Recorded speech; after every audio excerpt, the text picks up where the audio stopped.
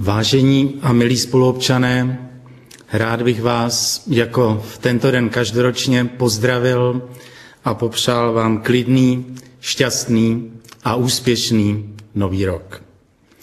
1. ledna obvykle hodnotíme rok minulý a díváme se dopředu na rok, jehož první den právě prožíváme. I já budu postupovat stejně. Začnu tím prvním. Loňský rok asi nebudeme ani my, ani budoucí historici považovat za příliš zdařilý. Naší velmi labilní vládě Mirka Topolánka, která se však od nešťastného patového výsledku voleb v roce 2006 držela velmi dlouho, byla v březnu vyslovena nedůvěra. Stalo se to vůbec poprvé od roku 1918, od vzniku našeho moderního státu. Bohužel se ukázalo, že jsme nebyli schopni rychle uspořádat nové volby, ač jedině ty mohou přinést vládu s tolik potřebným mandátem občanů. Je dobře, že politickým kompromisem vzniklá prozatímní vláda premiéra Fischera své úkoly zvládá určitě lépe, než bylo všeobecně předpokládáno.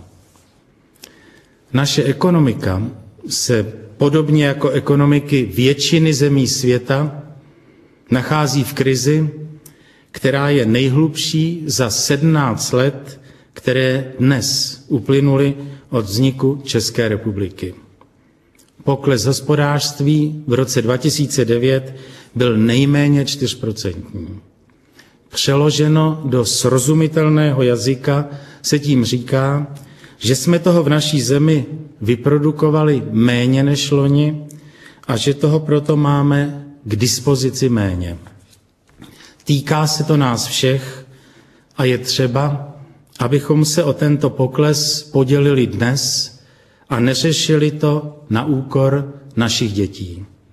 Je nezodpovědné, když si některé profesní či sociální skupiny nárokují, že se právě jich tento všeobecný pokles netýká. V životě naštěstí jde i o jiné věci než o politiku a ekonomiku. Za statisticky zprůměrovanými čísly se odehrávají velmi různorodé lidské životy a pro mnohé byl loňský rok jistě rokem šťastným a úspěšným. Závisí to na řadě dalších věcí, jako je dobře fungující rodina, pevné mezigenerační vztahy, vzájemná tolerantnost a citlivost k blízkým. Nezapomínejme na ně i v roce dnes začínajícím. Rok 2010 bude rokem volebním. Stejně jako v roce 2006 se sejdou volby sněmovní, senátní a komunální. Jen kraje zůstanou beze změny. Opět dostaneme příležitost touto formou promluvit do věcí veřejných. Pokusme se přispět k tomu, aby volby otevřely cestu k vytvoření silné a akceschopné vlády, kterou naše země tolik potřebuje. V hospodářství pravděpodobně již přestane pokles, ale růst bude velmi mírný. Velké problémy bude mít se svým hospodařením náš stát, což jsme my všichni. Občané nebudou chtít, aby jim byly zvyšovány daně, což je rozumné, protože se tím krátkodobě nic neřeší a dlouhodobě to jen škodí. Ale nebudou se chtít omezovat v tom, co od státu dostávají. Je zřejmé, že tyto dvě snahy jsou vzájemně protikladné a že se nedají splnit současně. Věřme, že díky volbám vznikne vláda, která bude mít sílu a odvahu tento hlavolam vyřešit ku prospěchu nás všech, občanů České republiky. Musíme se však do toho dát.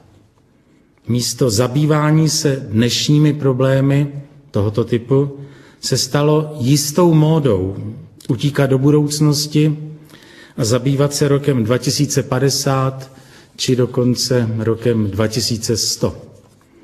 Někteří politici se spoléhají na to, že účty za jejich dnešní chování, za jejich fantazírování a nerealistické sliby nebudou ke splácení předloženy jim.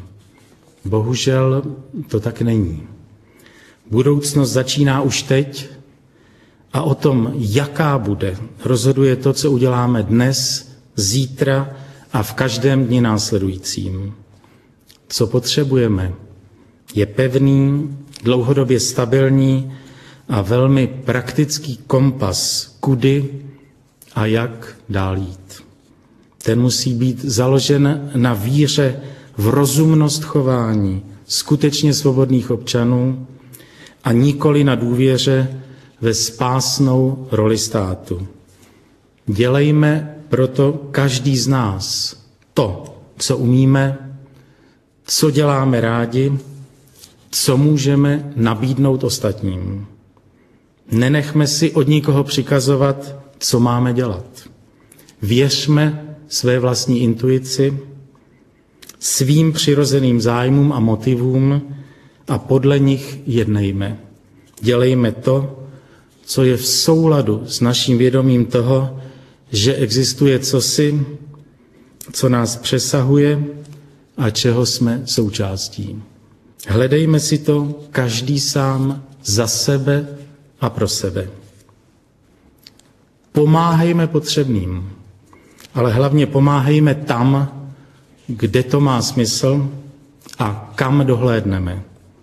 To je většinou nedaleko od nás. Dříve, než pošleme peníze na konto nějaké organizace, která jich část přepošle do zahraničí, podívejme se, jak žijí naši sousedé, jak žijí lidé v našem domě, v naší vesnici, v našem městě. Rozhlížejme se kolem sebe. Žijme více v realitě skutečné, než v realitě televizní. Dělejme věci, o kterých jsme přesvědčeni, že mají smysl, nejen ty, kterým je tleskáno. Mysleme rozumně na budoucnost, ale odmítejme uměle vytvářenou hysterii těch, kteří se nám snaží vnucovat, že je třeba zastavit ekonomický růst a společenský pokrok. Šetřit, tedy chovat se racionálně a odpovědně k tomu, co nám příroda nabízí, je absolutní povinností každého a vždy. Ale neumíme si dobře představit, jaká bude technická úroveň, vyspělost a bohatství generací, které přijdou po nás. Nemůžeme vědět, kolik kvůli nim smíme spotřebovat dnes známých a dostupných přírodních zdrojů.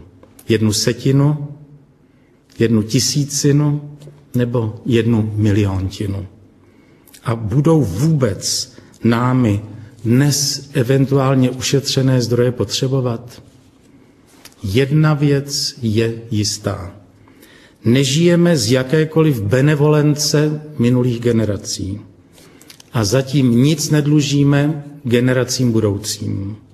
Jediné, co bychom jim mohli dlužit, by bylo to, kdybychom po sobě nezanechali svobodnou a prosperující společnost. Právě v tomto smyslu dělejme dnes, zítra, pozítří to nejlepší, co umíme. Co bude za 100 let, nechme spisovatelům z sci-fi literatury. Zůstaňme oběma nohama na zemi a starejme se o to, co nám přísluší. Je toho více než dost. Přeji nám všem, aby se nám rok 2010 vydařil aby byl rokem dobré nálady, aby byl politice vrácen její obsah a abychom se vymanili z dnešní ekonomické krize. Půjde to lépe, nalezne-li co největší počet z nás společnou řeč, vzájemný respekt a porozumění. Děkuji za pozornost.